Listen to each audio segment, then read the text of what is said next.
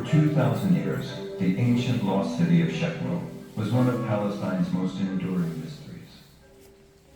Now known as Tel Balata, its origins date back to the Chalcolithic period in the 4th millennium BC. During the Middle and Late Bronze Age, it stood at the center of the world's trade routes, exporting livestock and grain to the Egyptian Empire, and trading with neighboring Canaanite city-states.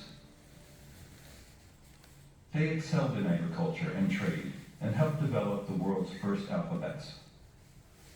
Later, the city became home to the ancient Samaritans and was mentioned in both Egyptian texts and religious sources as being located between the mountains of Gerizim and Ebal.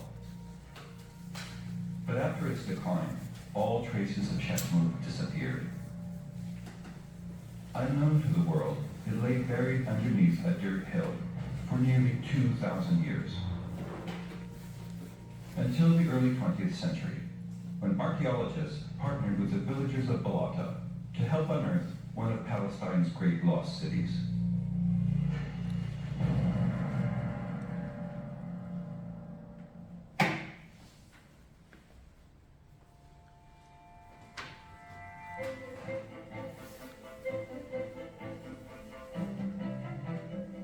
In 1903, German scholar Hermann Tersch used historic clues to search for the lost city of Shechem in the village at the base of Mounts Gerizim and Ebal. Without needing to dig, he found the exposed remains of an old city wall at Tel Balata, and although he had no scientific proof, Tersch reported that he had found ancient Shechem. A few years later, Palestinian masons, building a home for a Balata village notable named Salim, stumbled upon a trove of ancient bronze artifacts. The finds included this 18th century Egyptian cattle branding stamp, used to mark livestock bound for Egypt, and this beautifully decorated curved sword, probably made in the city-state of Byblos. Unknown to the masons, the trove gave essential clues to the existence of a commercial city.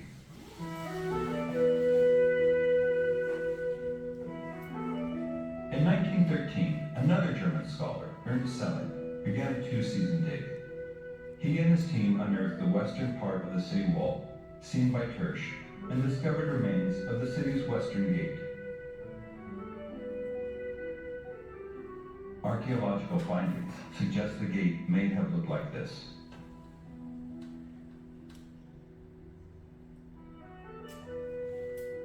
In 1926, Selin returned with a Dutch Near East specialist, Frans Bold, and for 8 years worked with a team of hundreds of Palestinians, digging trench after trench through the mound. Men and women carefully exposed layer upon layer of Tel Balata's lost history. They discovered the remains of a large fortress-like temple with an altar, as well as handmade objects carved from stone, metal, and bone, and troves of pottery. But most intriguing, 2 clay tablets written in Akkadian cuneiform script. It was a letter from a teacher addressed to the father of his student, protesting that he had not been paid his salary.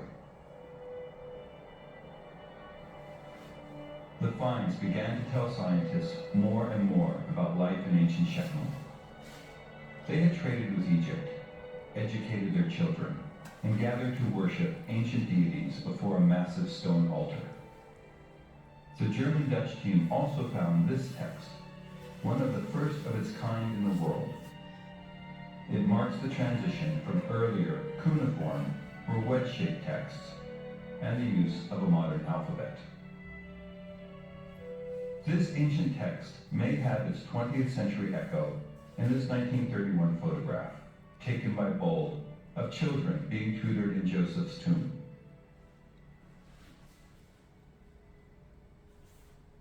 Archaeological research was interrupted temporarily during the political upheaval of the Nakba in 1948 and the displacement of Palestinians who found refuge in nearby Balata camp. Work began again in 1956 when G. Ernest Wright began a 2-decade-long American expedition. They continued unearthing the Eastern Gate, as tentatively reconstructed by archaeological experts.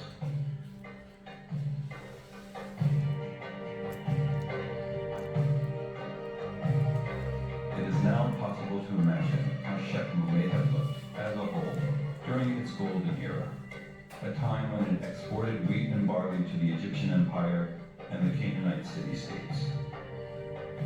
The large eastern gate points to strong fortifications.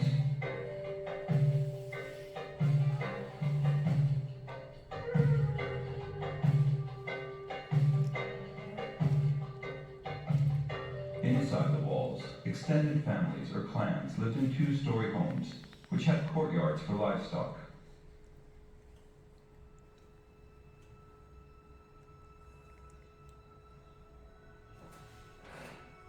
The central location of the temple, with its great stone altar for animal sacrifices, suggests the importance of religion to the people of the city.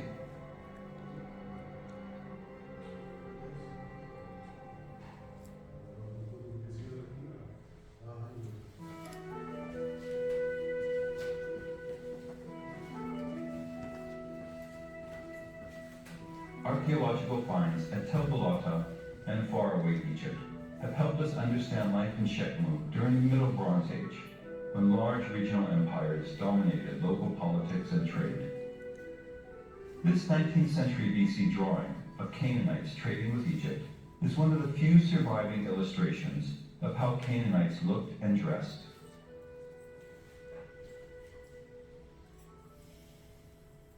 This figurine is an execration text found in Egypt. It places a curse on Shechem. The dolls were smashed to activate the curse.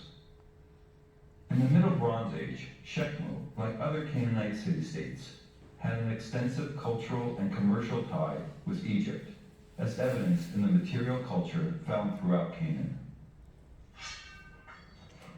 Following the Battle of Megiddo in 1468 BC, Egypt dominated Canaan militarily and politically, while vying with the Hittites for regional power. The 8-meter-tall city wall we see today was built to showcase the power of the king and to protect Shechem from attacks by foreign and local enemies. Shechem burnt to the ground several times, including in 1550 BC. Historic texts tell us little about Shechem or its rulers, with one exception.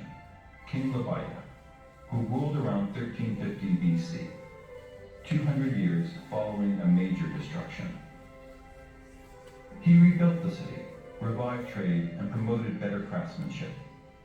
He paid tribute to the pharaoh, as depicted in Egyptian drawings.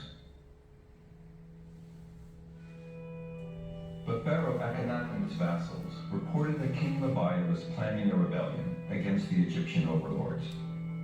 Libiah rejected the charges and pledged his allegiance, but he was arrested by the pharaoh's agents and killed near Jenin.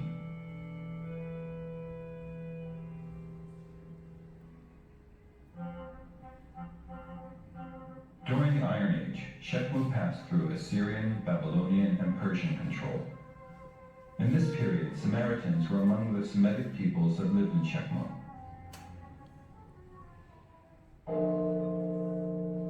The remains of Samaritan stone houses were uncovered by the American expedition.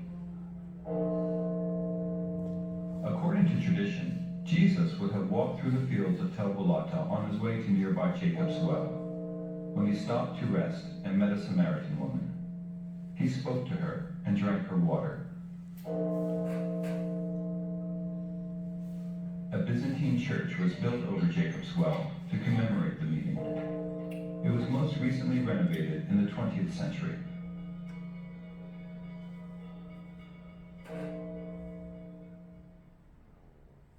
By 72 AD, the Romans founded a new city in the hills to the west. They called it Flavia Neapolis, and it is today's Nablus. Roman ruins have been discovered under buildings throughout Nablus, along with a well-preserved Roman cemetery, where notables of the empire were laid to rest.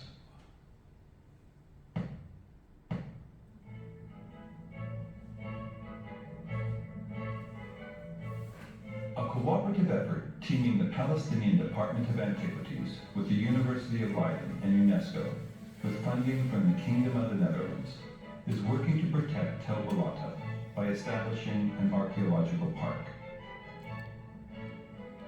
The old town of Nablus and its environment, including the archaeological park of Tel Balata, have been included in the inventory of those properties which Palestine intends to consider for nomination to the UNESCO World Heritage List of sites of potential outstanding universal value.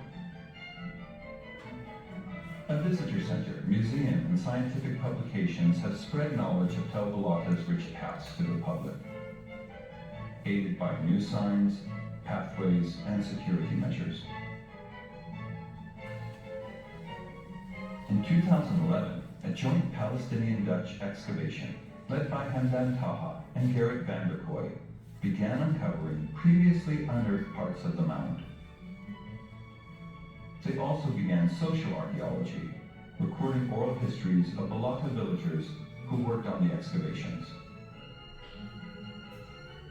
The safeguarding of the archaeological site of Tel Balata is in line with UNESCO's mission to provide technical assistance to the Palestinian institutions and professionals that safeguard cultural heritage in both its tangible and intangible components, and in developing cultural and creative industries. Tel Balata is an important part of Palestine's history and heritage, and with the help of modern archaeology, the lost story of its past continues to unfold.